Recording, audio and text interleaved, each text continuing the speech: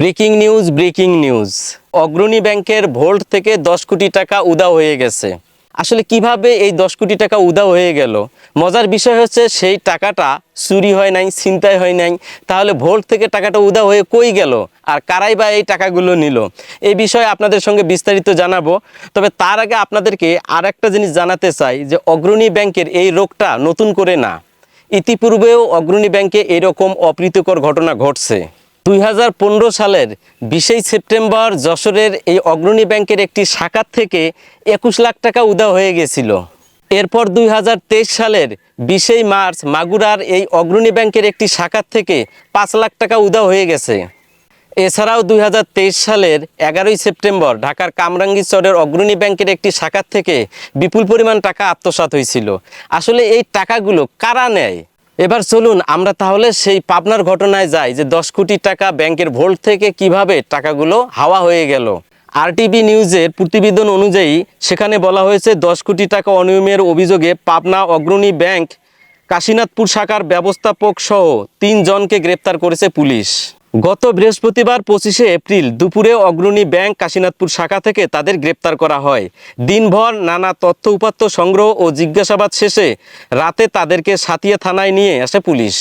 তার মানে বুঝতে পারছেন যে এখানে যে ব্যাংকের যে ব্যবস্থাপক আছেন এবং সম্ভবত একজন ম্যানেজার আছেন এবং সেই সাথে যে ক্যাশিয়ার আছেন, এই 3 জনেই এই 10 কোটি টাকা যে সেখান থেকে ব্যাংকের থেকে আত্মসাৎ করছে এটা কিন্তু অলরেডি স্বীকারোক্তি তারা দিয়েছে। তো আরও আমরা একটু গভীরে যাই, দেখি কি লেখা আছে সেখানে। গ্রেপ্তারকৃতরা হলেন সাথিয়া উপজেলার কাশীনাথপুর এলাকার মৃত্যুজান বক্সের ছেলে ও অগ্রণী ব্যাংক কাশীনাথপুর শাখার প্রিন্সিপাল অফিসার আবু জাফর, সুজানগর দুর্গাপুর গ্রামের বাসিন্দা ও ব্যাংকের ব্যবস্থাপক হারুন বিন সালাম এবং বেড়া উপজেলা নতুন ভারেঙ্গা গ্রামের মৃত সুশীল চক্রবর্তীর ছেলে ব্যাংকের ক্যাশিয়ার সুব্রত চক্রবর্তী। ক্যাশিয়ার সুব্রত চক্রবর্তী টাকা আত্মসাতের কথা স্বীকার করেছেন। তার মানে ক্যাশিয়ারের এখানে যে বিবৃতি বা জবানবন্দি যাই দিয়েছে এখান থেকে স্পষ্ট হয়েছে যে তারা 3 জনেই কিন্তু এই 10 কোটি টাকা আত্মসাৎ করছে। এখন আমরা জানতে চাই যে আসলে ব্যাংক কর্তৃপক্ষ এবং সাতিয়া থানার যে প্রশাসন আছে তারা কি বলতেছে। সাতিয়া থানা ও অগ্রণী ব্যাংক সূত্রে জানা গেছে, গোপন সংবাদের ভিত্তিতে খবর পেয়ে অগ্রণী ব্যাংক রাজশাহী বিভাগীয় ও পাবনা আঞ্চলিক শাখা থেকে 5 জন কর্মকর্তা বৃহস্পতিবার সকাল 10টার দিকে আকস্মিকভাবে অগ্রণী ব্যাংক কাশীনাথপুর শাখায় অডিটে আসেন। অডিট শেষে সেখানে 10 কোটি 13 লাখ 62,378 টাকার আর্থিক অনিয়ম দেখতে পান। পরে ওই অডিট কর্মকর্তা সাতিয়া থানায় অবহিত করলে পুলিশ অভিযুক্ত ওই 3 জনকে আটক করে থানায় নিয়ে আসেন।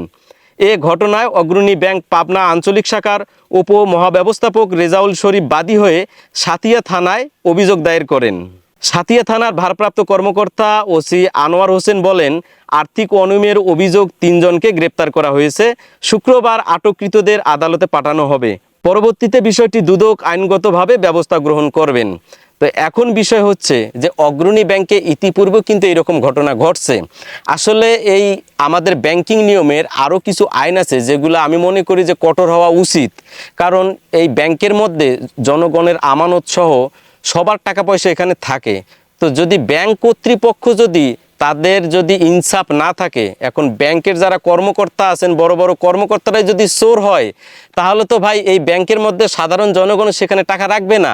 কারণ তারা সব সময় একটা সংশয় থাকবে যে আমি ব্যাংকে টাকা রাখলাম, কিছুদিন পর দেখা গেছে ব্যাংকে সব চুরিচারটা হয়ে গেছে, তখন যদি আমি আবার টাকা না পাই, এটা একটা সাধারণ জনগণের ভিতরে একটা ধারণা থাকতে পারে।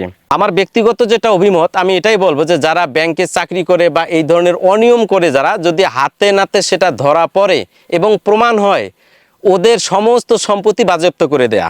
তাহলে হবে এটা কি, পরবর্তীতে কেউ আর এই সাহসটা করবে না যে ব্যাংকের টাকা মেরে দেই। আরে ভাই, আপনারাই তো রক্ষক, আপনারাই হলেন রক্ষক, এই রক্ষক হয়ে আপনারা ভক্ষক হন কিভাবে? তো দর্শক, এই বিষয়ে আপনাদের ব্যক্তিগত মতামত কি, অবশ্যই আপনারা ভিডিও কমেন্টে গিয়ে জানাবেন।